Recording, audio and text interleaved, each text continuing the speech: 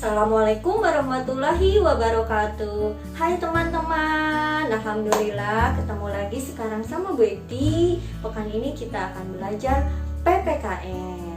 Oke, sebelum mulai belajar, yuk sama-sama kita berdoa sebelum belajar dulu. Bismillahirrahmanirrahim. Robbi zidni ilma warzuqni fahma. Amin.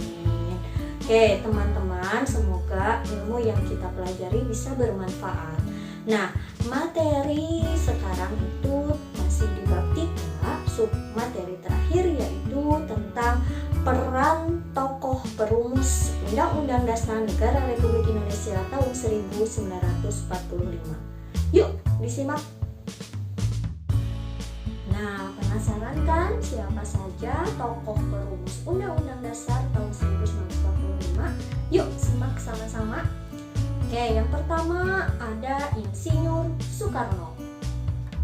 Peran Soekarno dalam proses perumusan hingga pengesahan Undang-Undang Dasar 1945 diawali ketika pada sidang BPUPKI, tepatnya pada tanggal 1 Juni 1945, Soekarno mengemukakan ide dasar negara.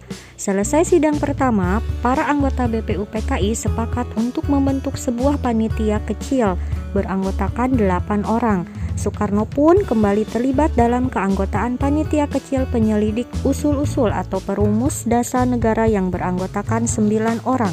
Pada sidang BPUPKI kedua, Soekarno terlibat dalam pembentukan panitia kecil di mana Soekarno mendapat kepercayaan untuk menjadi ketua panitia perancang Undang-Undang Dasar. Kedua ada Mr. Supomo. Peran Supomo dalam BPUPKI pertama kali dilakukan ketika ia mengemukakan ide dasar negara pada tanggal 31 Mei 1945. Ketika pelaksanaan sidang BPUPKI kedua, Supomo mendapat kepercayaan untuk menjadi ketua panitia kecil perancang Undang-Undang Dasar. Pada tanggal 15 Juli 1945, Supomo diberikan kesempatan untuk menjelaskan tentang naskah Undang-Undang Dasar setelah sebelumnya Insinyur Soekarno selaku Ketua Perancang Undang-Undang Dasar memberi penjelasan naskah Undang-Undang Dasar dan mendapat tanggapan dari Muhammad Hatta. Tiga, siapakah dia? Yaitu Muhammad Yamin. Peran Muhammad Yamin dilakukan dalam sidang BPUPKI pertama dengan mengemukakan ide dasar negara pada tanggal 29 Mei 1945. Kemudian pada masa akhir sidang BPUPKI pertama, Muhammad Yamin terlibat dalam keanggotaan panitia kecil yang bertugas untuk menampung usul-usul yang masuk dan memeriksanya serta melaporkan kepada sidang pleno BPUPKI. Pada tanggal 22 Juni 1945 diadakan rapat gabungan panitia kecil dan anggota BPUPKI lainnya, maka dibentuklah panitia kecil penyelidik usul-usul. Dalam panitia kecil penyelidik usul-usul, Muhammad Yamin ikut dalam keanggotaan dan menghasilkan rumusan Piagam Jakarta.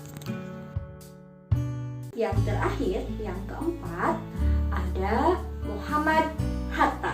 Hatta dalam BPUPKI mulai tampak ketika ia menjadi anggota panitia kecil yang bertugas untuk menampung usul-usul yang masuk dan memeriksanya serta melaporkan dalam sidang pleno BPUPKI hingga selanjutnya menjadi anggota panitia kecil penyelidik usul-usul. Hasil pembahasan panitia 9 inilah yang kita kenal dengan Piagam Jakarta. Pada sidang BPUPKI tanggal 11 Juli 1945 dibentuklah 3 panitia kecil, yang salah satunya adalah Panitia Perancang Keuangan dan Perekonomian diketuai oleh Muhammad Hatta. Materinya sudah selesai. Sekarang kalian boleh membuka buku paketnya bab 3, latihan soal di bab 3. Semangat! Oke, terima kasih teman-teman. Alhamdulillah materinya sudah selesai. Mari kita tutup dengan baca istighfar 3 kali. Astagfirullahaladzim, astagfirullahaladzim, astagfirullahaladzim. Dan doa kafaratul majlis.